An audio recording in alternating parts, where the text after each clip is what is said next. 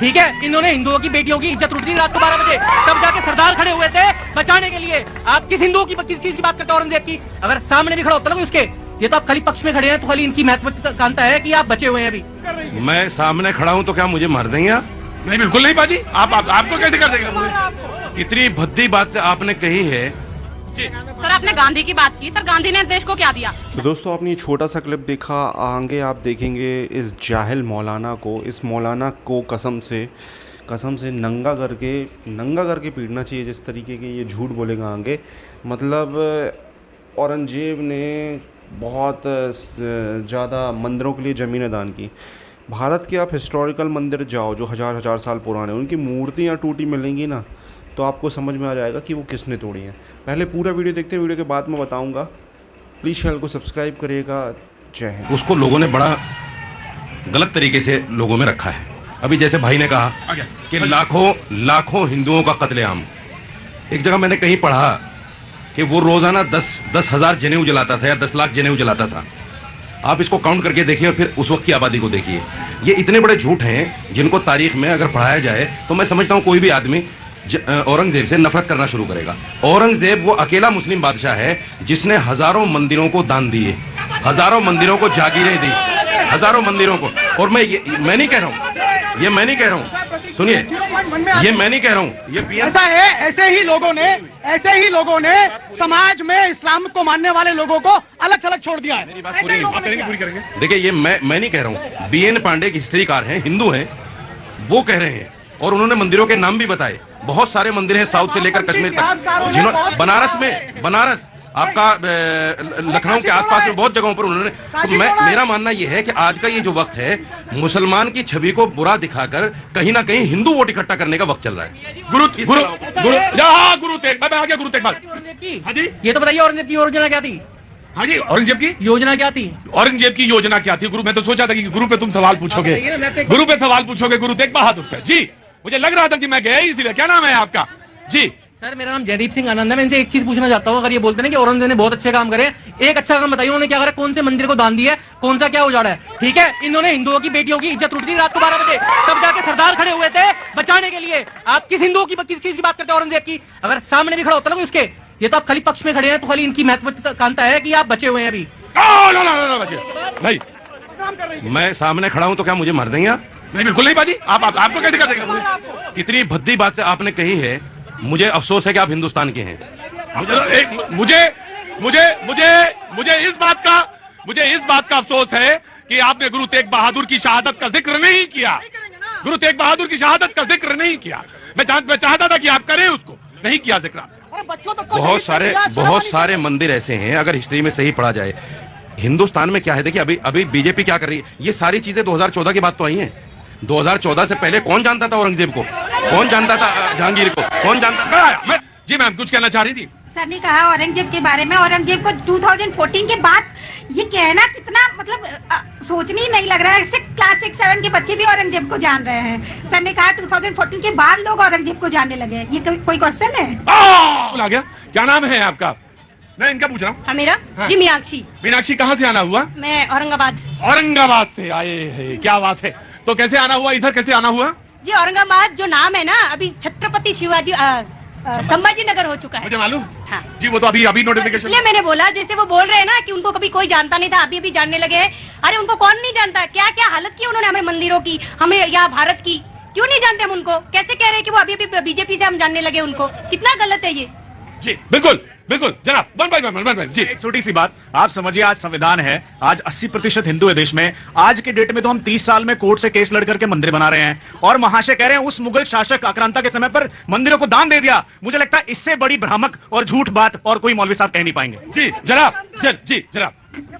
देखिए, औरंगजेब एक आक्रांता था और उसने जो भी किया इस्लामिक राज्य को बनाने के लिए किया। उसने मंदिर तोड़े, उस लोगों का धर्म परिवर्तन किया, और उसने हिंदू स्कॉलर्स को। लेकिन मुझे एक सवाल आपसे करना है, किया उसने, ये किया, लेकिन अब क्या हो रहा है? ये क्यों हो रहा है? हमारे देश में जिस तरीके से शिक्षा मंत्री रहे, उन सब ने देश को सेकुलर बनाने की आड़ में इस्लामिक कंट्रोल करने की कोशिश की, लोगों के मन मस्तिष्क को बदलने का प्रयास किया, शिक्षा मॉडल को ऐसा कर दिया कि हमें वो अच्छे लगने लगे। उनकी जकात और उनकी टोपी सिलने की बातें आई, उनको ने एक एक मन जो है जनेऊ को गिरा दिया, वो हत्याएं कहीं नजर नहीं आई, तो लोगों को सेकुलरिज्म नजर आने लगा। शिक्षा मॉडल की बात की, इन्होंने शिक्षा मॉडल की बात की। आज कितने टाइम हो गया देश को आजाद हुए हुए, शिक्षा जिस प्रकार से कांग्रेस ने दी शुरुआत की, और हमने एम्स बनाया, आईटी बनाया, एक सेकंड, एक मिनट, हमने हवाई अड्डे बनाए, हमने एयरलाइंस बनाई, इन्होंने बेच दी। हमने एयरलाइंस बनाई, कांग्रेस ने एयरलाइंस बनाई, हवाई अड्डे बनाए, इन्होंने बेच दिए। लाल किला कहां से आना, नहीं मजा आया बिल्कुल। आ जाऊंगा। अच्छा, आजकल यही चल ही रहा है कि अच्छा जवाब मेरे पास है और चुपता हुआ सवाल मेरे पास है, जलता हुआ सवाल मेरे पास है। तो मैंने तो यही कहा था कि सबने अपने अपने आइडियल्स चुन लिए हैं। किसी ने किसी का स्टेटस लगा रखा है, किसी ने किसी का स्टेटस लगा रखा है, लेकिन एक बात मैं भी कहता हूं कि मुझे भी अपना कहने का हक है। उसका स्टेटस लोग हटाते जा रहे हैं जिसने इस देश की आजादी में सबसे ज्यादा योगदान दिया। ज्यादा से मतलब है कि बहुत बढ़ चढ़ के योगदान दिया, उसके स्टेटस को हटाते जा रहे हैं लोग। हम आजाद हुए थे, हम ये नहीं कहते हैं। मैं भी कहता हूं कि मैं तो मर्यादा पुरुषोत्तम भगवान राम को अपना आइडियल मानता हूं। इस कण कण में यह भी विश्वास के साथ कहता हूं कि अगर आप पीछे जाते जाएंगे, जब दीवार आ जाएगी, आपकी पीठ आपकी दीवार से लग जाएगी और आप पूछेंगे कि बता तेरा निशान क्या है, तेरी पहचान क्या है हिंदुस्तान, तो सिर्फ एक ही पहचान है, एक ही निशान है, और वो मर्यादा पुरुषोत्तम भगवान राम। लेकिन इस मुल्क ने 47 में जब आजाद हुआ, उसके बाद 2 साल के बाद जो कॉन्स्टिट्यूशन अंगीकार किया, उसमें उसने लिखा एक शब्द, उसके बाद जब अमेंडमेंट हुआ तो उसके बाद एक सेकुलर शब्द। मैं आ रहा हूं सर, आप मुझसे ज्यादा पढ़े हैं, ये मुझे मालूम अच्छी तरह से, और पढ़े भी ज्यादा हैं और आप अच्छी बहस भी हमसे ज्यादा करते हैं। मैं तो मूर्ख रहा, मैं सीख ही नहीं पाया। मैंने जिस तरफ इशारा किया था शायद किसी ने समझा हो। उसकी तस्वीरें हटाते जा रहे हैं, उसकी तस्वीरें और उसकी समाधि पे हम तभी जाते हैं जब हमारा कोई मकसद होता है, और ये दिखाने की कोशिश करते हैं कि बापू तुम्हारे पास मैं इसलिए आया हूं कि तू मुझे पवित्र कर दे, जिससे तमाम सारे लोग मुझे पवित्र समझने लगे। सर, आपने गांधी की बात की। सर, गांधी ने इस देश को क्या दिया? धर्म के नाम पे बंटवारा हुआ, जिन्ना और राजनीति के चक्कर में, और एक देश को धर्मशाला बना दिया। सर, आप मुझे सिर्फ 3 सवालों का जवाब दीजिए। अगर इस देश में संविधान है तो सर इस देश में फिर पर्सनल लॉ वोट क्यों है? और अगर हम सेकुलर हैं तो सर माइनॉरिटी का मिशन क्यों है? और सर अगर मंदिरों पे टैक्स लगता है तो मस्जिदों और चर्च पर टैक्स क्यों नहीं लगता? इन 3 सवाल का जवाब देंगे। आ गया। क्या नाम है बेटा तुम्हारा? सर श्वेता। है? श्वेता सिंह। श्वेता, काम क्या कर रहे हो? सर पत्रकारिता ही कर रही हूँ। पत्रकारिता। अंदर आओ बेटा, 1 मिनट आओ, अंदर आ जाओ। मैं ब्रेक बाजी तो 2 मिनट बाद लूंगा। तो तुम पत्रकारिता कर रहे हो। गांधी जी की कौन सी किताब तुमने अभी तक पढ़ी है, मैं जानना चाहता हूँ। सर गांधी जी की किताब? हाँ। सर मैंने कॉलेज में गांधी मेरा चैप्टर्स भी रहा है, और मैंने चैप्टर्स नहीं पूछ रहा हूँ मैं, किताब पूछ रहा हूँ कि गांधी की एक किताब बताओ जो तुमने पढ़ी हो और उसका जिक्र करोगी।